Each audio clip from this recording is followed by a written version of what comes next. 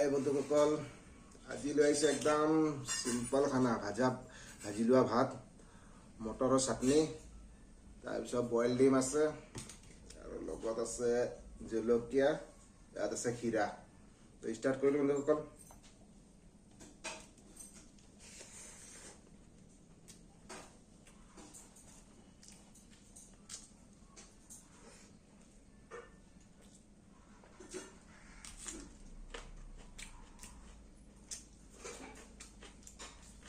মটৰৰ চাটনিটো বহুত টেষ্টি আছে। এতিয়া আচলতে তিল দি পেলাই বনোৱা হৈছে, চাটনি টাইপ হয় এইটো।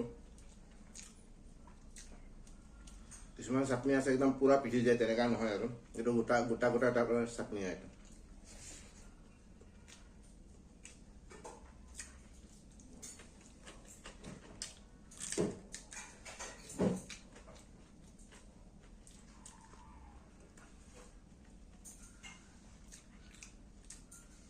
চাটনিটো বহুত টেষ্ট হৈছে, একদম ফাৰ্ষ্ট ক্লাছ।